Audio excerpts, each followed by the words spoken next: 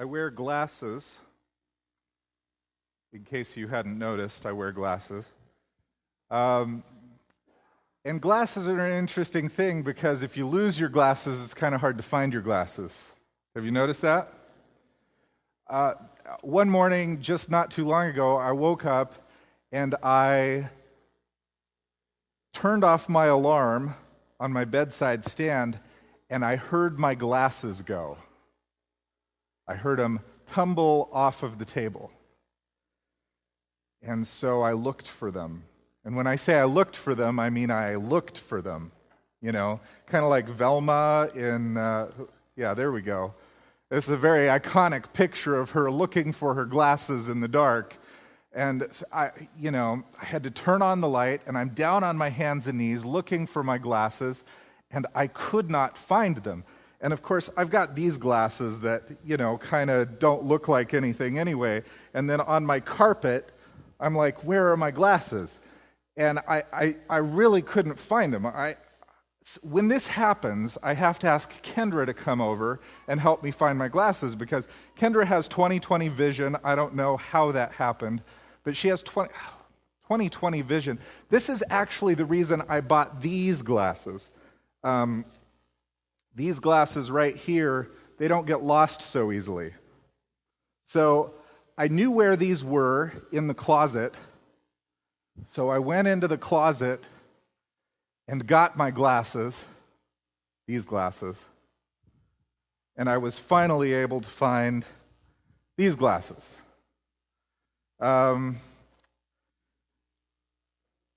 It's a hard thing not to be able to see. I'm sure you all are beautiful, but right now you look like fuzzy blobs. Nothing against you. It's just me. In the Gospels, Jesus healed 8 blind people. We see him encountering blind people over and over and over again and touching them and healing them. In Mark chapter 8, Jesus goes outside of the village with a man and he spits in the dirt and makes up a paste and he puts it on the man's eyes and Jesus tells him to wash. And the man washes, and Jesus says, "Can you see?" And the man says, I kind of see a little bit, but it's like trees walking around. And so Jesus heals him completely, and then the man can see. Jesus cares a lot about our vision, but sometimes in my spiritual life, I felt like I've been walking around without glasses. Walking around and I can't distinctly see where God is leading, what God wants me to go toward. In fact, sometimes in my spiritual walk, when I'm not wearing my spiritual glasses, I lose track of Christ. He's probably still leading me somewhere, but I'm just kind of blinded to it. Jesus wants to help us. Jesus wants to help us like he helped the blind people in the Gospels. Jesus wants to touch us, and he wants to make us see. I believe there's nothing more important in the Christian journey once you become a Christian than to find God's vision for your life and move toward it and see where Jesus is leading and see the huge difference it's making. And of course, the most iconic picture of this in the Bible is the burning bush, isn't it? Turn your Bible to Exodus chapter 3. We've got the burning bush here. A little backstory. By the time Moses encountered the burning bush, Moses was already 80 years old. 80. At about the age of 40, Moses was exiled from Egypt because he had killed an Egyptian slave master to try to rescue a Hebrew slave. And Moses had to be exiled into the wilderness, and so he went out, left the borders of Egypt, and he was in the wilderness, and he met Jethro and Jethro's daughter, and he settled down and got married and started raising sheep, and he was herding sheep, and where he was doing it was all over Mount Sinai. He was herding all of these sheep all over Mount Sinai. One day, Moses looks up and he sees something. It's a bush on the side of the mountain that's on fire. But it's not burning up and it's not spreading. It's just this fire there. And Moses has to check this out. Who knows? It might endanger his sheep, right? So he has to go. And let's join the story here in Exodus chapter 3. Moses was tending the flock, verse 1, of Jethro, his father-in-law, the priest of Midian, and he led the flock to the far side of the desert and came to Horeb, the mountain of God. And there the angel of the Lord appeared to him in flames of fire from within a bush. Moses saw that the bush was on fire, but it did not burn up. So Moses thought, I will go over and see this strange sight, why the bush does not burn up. When the Lord saw that he had gone over to look, God called to Moses from within the bush. Moses, Moses. I expect God has a deep bass voice. Sorry, tenors. Moses. Sorry, sopranos. It's just my imagination. And Moses said, Here I am. Do not come any closer, God said. Take off your sandals, for the place you are standing is holy ground. Then he said, I am the God of your father, the God of Abraham, the God of Isaac, the God of Jacob. At this, Moses hid his face because he was afraid to look at the Lord. Verse 7. The Lord said, I have indeed seen the misery of my people in Egypt. I have heard them crying out because of their slave drivers. I am concerned about their suffering, so I have come down to rescue them. Good for you, God. Why are you telling me this? I've come down to rescue them, God says, from the hand of the Egyptians and to bring them out of that land into a good and spacious land flowing with milk and honey, the home of the Canaanites, Hittites, Amorites, Perizzites, Hivites, Jebusites. And now the cry of the Israelites has reached me, and I have seen the way the Egyptians are oppressing them. So now I am sending you, Moses, to Pharaoh to bring my people, the Israelites, out of Egypt. And Moses starts complaining. Moses says, whoa, who am I? I don't want to do this. I can't speak. I'm not good. Who shall I say sent me? I don't want to go. You can read about it all in Exodus chapter 4. God shows Moses here a clear vision of Moses' purpose in life. The reason that Moses is in existence at this place, at this time, God shows him this vision, says, you are going to be the deliverer of the people. Wouldn't it be great if we all got a burning bush? Wouldn't that be great if sometime during your senior year in high school, you go to your locker and your locker's kind of hot when you do the combination. You open it up and there inside is a fire and it's a voice and it says, J. Perry, take off your Nikes. The ground on which you are standing is holy ground. And I'd go, whoa. And I'd hear the voice and I'd see the burning, and it's not burning up my textbooks. God, why is it not burning up my textbooks? And God tells me, this is my plan for your life. Wouldn't that be great? Wouldn't it be amazing if all of us had that kind of clarity that Moses had in this moment? We say, I know what God wants me to do. I know God has a plan and a purpose for me. Wouldn't it be beautiful? But it doesn't happen. God only used the burning bush one time. One time. And it turns out it wasn't so great. Moses didn't like this vision. Often God's vision for us will be larger and scarier than any vision we would want. It's huge, it's big, it's scary. I don't know how to do this. We see this over and over when God is calling prophets. The prophets say, I don't want to do this. We see Jonah hitchhiking out of there. I got to get out of here. There is no way I'm going to follow this call.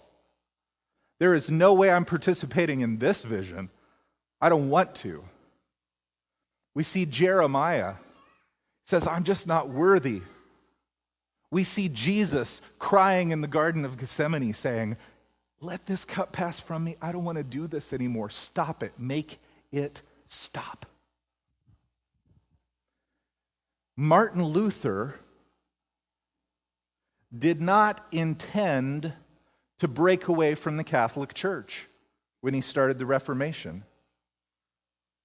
If he had known all of that in advance, maybe he would have quit writing those 95 Theses, put them off in a drawer somewhere, said, I'm not nailing those up on the door. That's going to cause a mess. What about Martin Luther King Jr.? If he had seen all of the things that he would have to go through in advance, maybe he would have said no to the vision. Maybe he would have said no to the call. This is too much for me. This is crazy big. This is scary. I don't know how to do this. And so in a lot of cases, God doesn't show us the whole vision up front. He gives us the next step, one step at a time. Here, do this now. Here, I'm going to lead you here now. Here, I'm going to put you in a conversation with this person now. Because sometimes the vision is larger and scarier than we would choose. I know an Adventist conference administrator who had to leave his job so that he could do what God was calling him to do, which is start a whole network of brand new churches that glorify God and bring people to Jesus. And he had to leave the conference to do it. I have another pastor friend who felt completely called to preach about social justice issues and helping the poor and equality for all people, and he ended up getting fired from his job as a pastor. But that's okay, because he had found God's calling.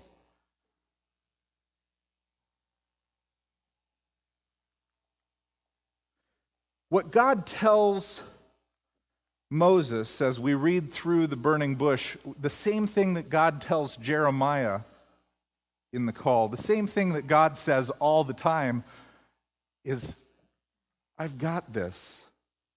I have this. I'm giving you a call, but I will give you the strength that you need. I will give you the power that you need. I will give you all of the resources that you need to carry out this plan. So Moses says, how will I convince them that you actually called me? And God says, here, I'll show you some miracles you can do. Throw down your stick, it becomes a snake. Put your hand inside your jacket, it comes out leprous. God says, I've got you covered. I'm going to do miracles.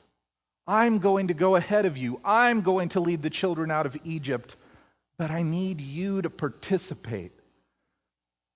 God promises us power to carry out his vision in our lives.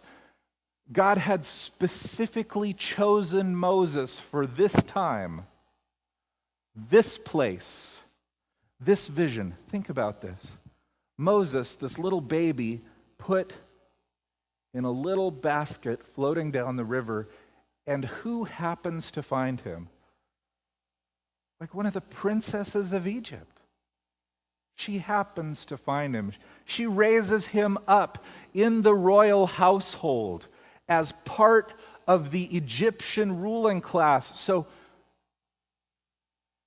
Moses knows the language. Moses knows the customs. Moses knows the key players. Moses isn't going into Egypt blind. Moses is going to Egypt with a past that God had prepared him for long in advance. And then, finally, when Moses does call the children of Israel out of Egypt, where do they go?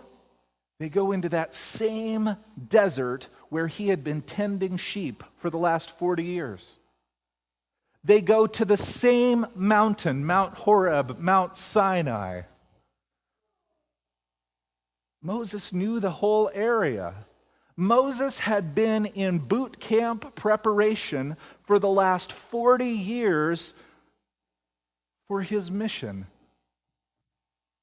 And I believe even Moses' initial impulse 40 years earlier to kill the Egyptian who was mistreating an Israelite was Moses' heart stirring with passion, saying something has to happen. These people need to be let go.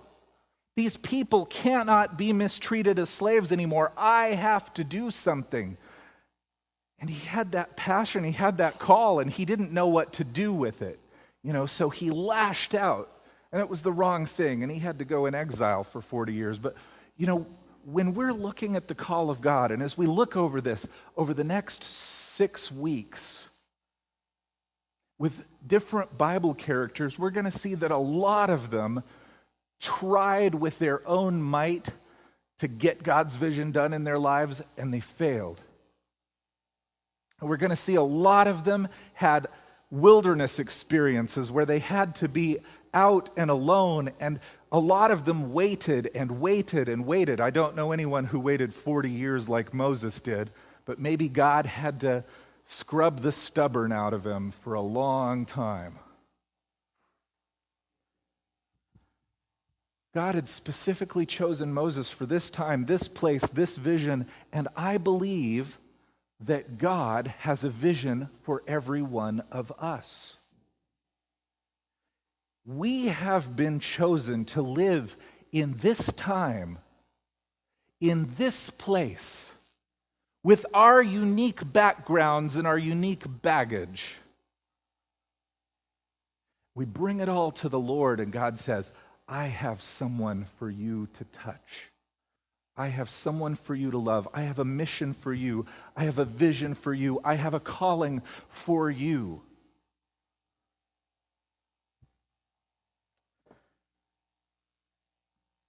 I have a friend named Sharon. She was a telephone operator back in the day when you actually had to talk to the operator to get them to connect you to someone.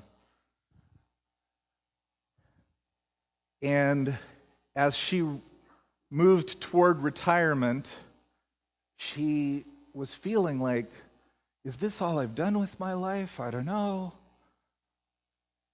And then something started burning in her heart.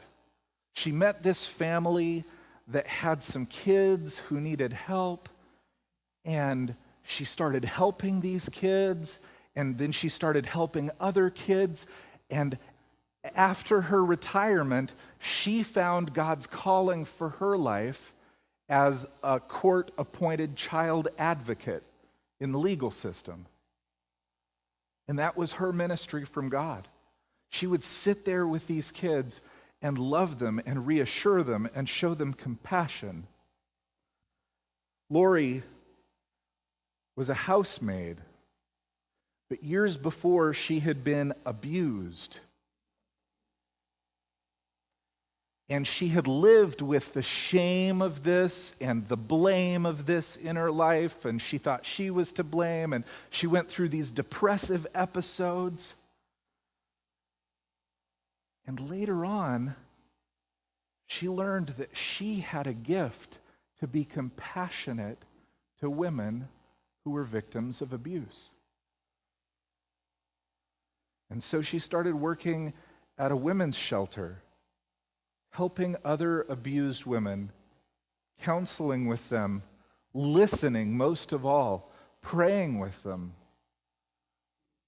Mark was a successful lawyer, and that was his day job, but he was just saving up his money because what he loved to do, what his heart felt called to do, was work with inner city kids. Callings take all sorts of shapes and sizes, but when you find your call, it's an amazing thing. It's also scary. It's also hard. It's also horrible sometimes. But perhaps God has called us here for such a time as this. Turn in your Bibles to Hebrews chapter 11. I have to go to the eye doctor periodically because my prescriptions are still changing every now and then. And I don't know if you've gone to the eye doctor in a while, but they used to have these machines they put in front of your face, and they're all digitized now. But they put this machine in front of your face, and they turn down the light, and the doctor gets really close, and he's like breathing in your ear. You're like, what's going on? And he says, okay, what does the light say across the room? You're like, E? You know, you always guess E.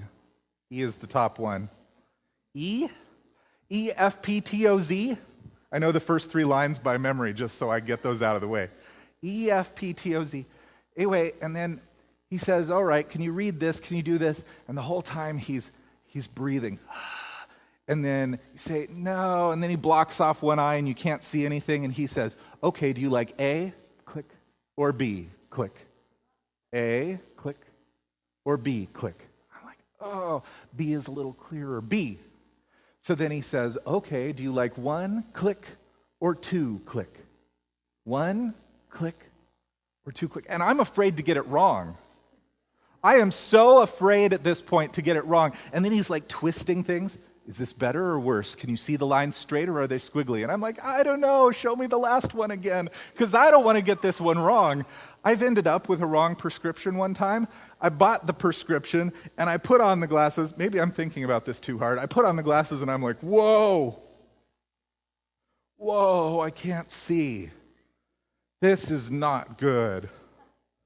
Did I give him the wrong? It turns out the prescription company gave me the wrong prescription. I had the right prescription, the doctor had done the right things, but they had filled the prescriptions wrong. It was one of those mail order places. I got those glasses, I was like, whoa! It's important we can see clearly. In Hebrews chapter 11, we see a whole group of people who achieved some clarity of thought. And it goes through them, and I'm not going to read the whole chapter to you, but it says, by faith we understand the universe was formed at God's command. Verse 4, by faith Abel offered up a better sacrifice than Cain did. Verse 5, by faith Enoch was taken from this life so that he did not experience death. He could not be found because God had taken him away. Verse 7, by faith Noah, when he was warned about things not yet seen, in holy fear built an ark to save his family. By faith, Abraham, when called to go to a place he would later receive as his inheritance, obeyed and went, even though he did not know where he was going. That's fun. By faith, Abraham, even though he was past age, and Sarah herself was barren, was enabled to become the father because he considered him faithful who had made the promise. Verse 20, by faith Isaac blessed Jacob and Esau in regard to their future. By faith Jacob, while he was dying, blessed each of his children, Joseph's sons, and worshipped. Verse 22, by faith Joseph, when his end was near, spoke about the exodus of the Israelites from Egypt. By faith, Moses' parents hid him. By faith, Moses, when he'd grown up, refused to be known as the son of Pharaoh's daughter.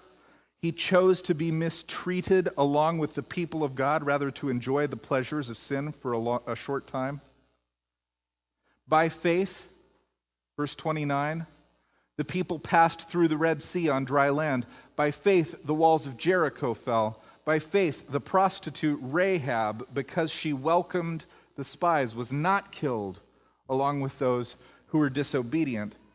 These Bible stories are stories about normal men and women. They're normal men and women. We think of them as super saints, and we think of them as heroes. But when you read their stories, they had jobs, they had things to do, they were ordinary people growing up in a time. These Bible stories are about normal men and women who start to see God's vision and then they start living it.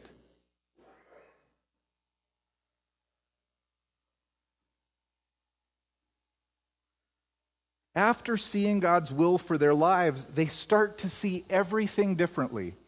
I want to start in verse 13. Read this. All these people were still living by faith when they died. They did not receive the things promised. They only saw them and welcomed them from a distance, and they admitted they were aliens and strangers on earth. People who say such things show they are looking for a country of their own. If they had been thinking of the country they had left, they would have had the opportunity to go back.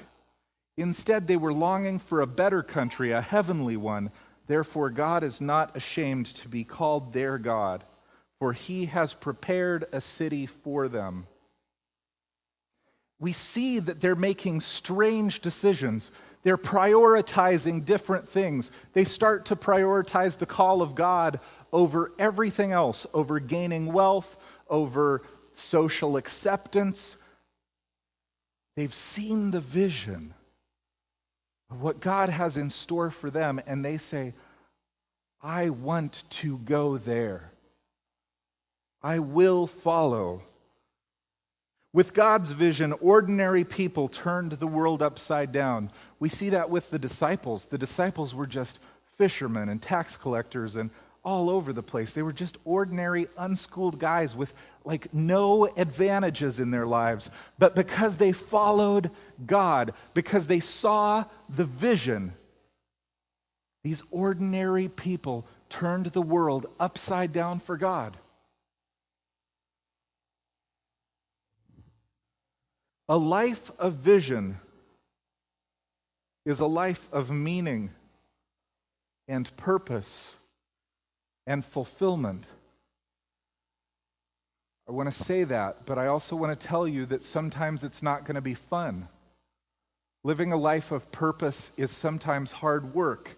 Living a life of meaning and fulfillment is sometimes a daily grind. Living this life of purpose sometimes has heartbreaking setbacks.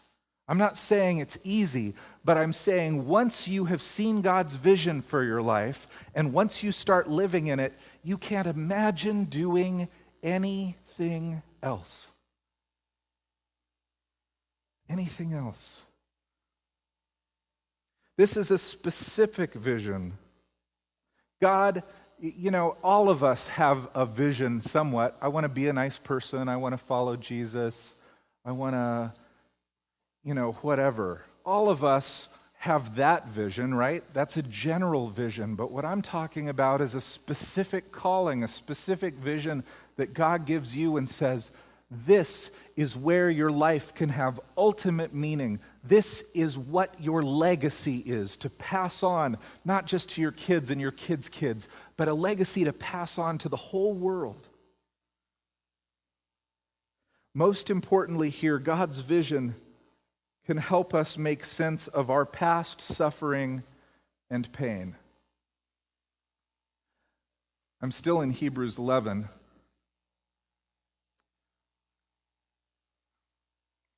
And it says this, starting in verse 35.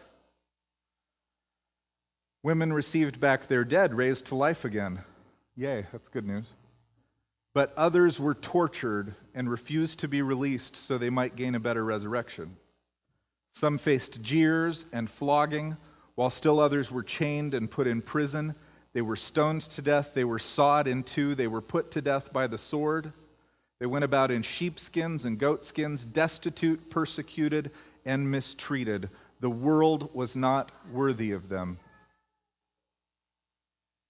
Pastor, I don't want to sign up for that. Whatever field trip that is, I'm going somewhere else. Thanks, though. But when we look at the life of Moses, what he understands at age 80 starts to make a whole lot of sense of the pain he felt at age 40 when he was exiled. When he was so frustrated that he couldn't do anything about the slavery situation, and he just had this going in him, and he felt this fire, and he's like, I've got to do something about this. And then when he did something about it, it was the wrong thing, and he got exiled, and now here he is, raised as a prince in Egypt, now tending sheep, living an obscure, sunburnt life in the wilderness.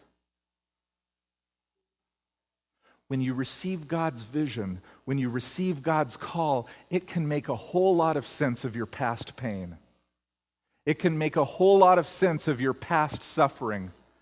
You say, what if all of that pain has allowed me to become the person God is calling me to be right now? What if?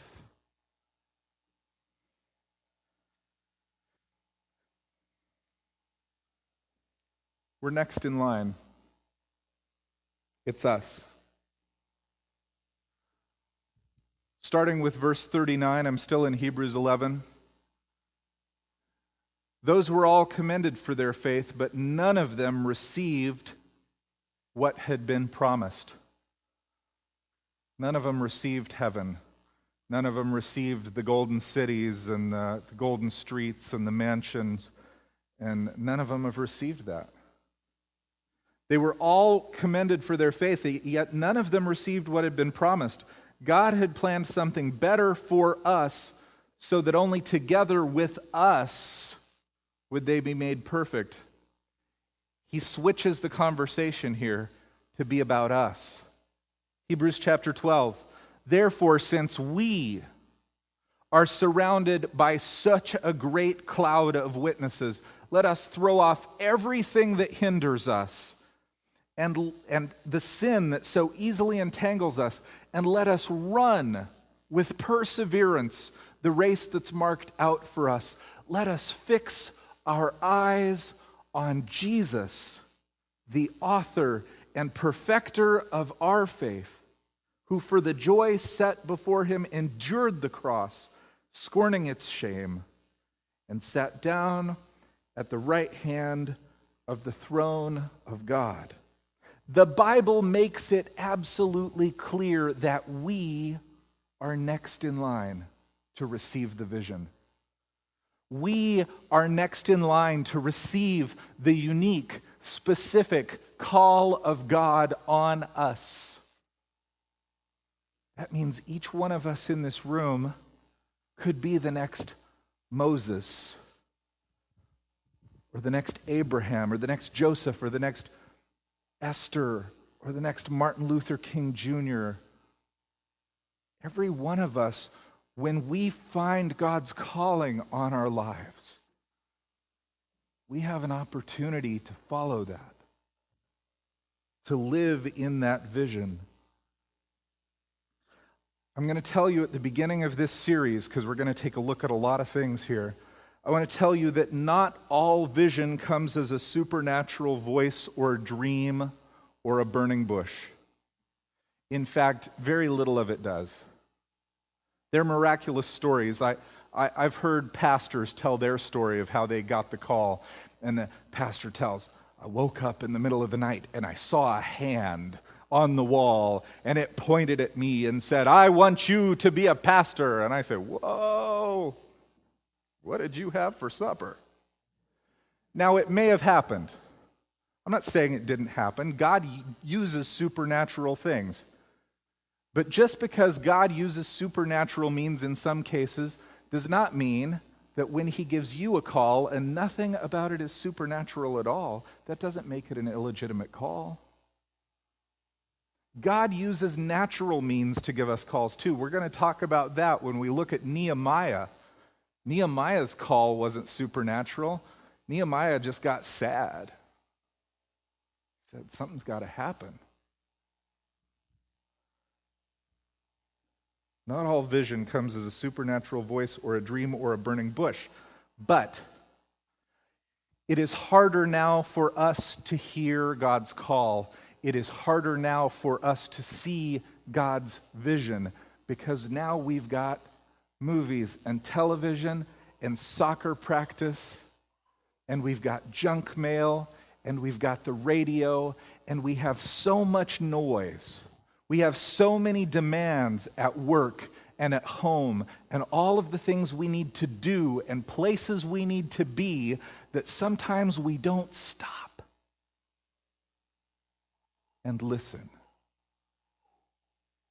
Sometimes we're so busy that we don't stop and look at what God's done in the past for us, how God has led us this far, the opportunities that he's giving us day to day. We don't stop and ask God, God, can you make sense of this pain in my past? What is its purpose? We don't stop because we're so busy. We got so much to do. And so in a world of distraction, we have to be intentional about seeing God's vision.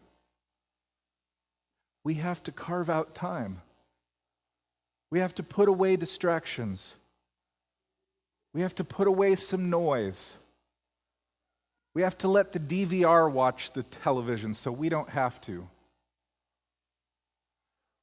We have to take it back for a moment and say, I'm going to start listening to God. I'm really going to start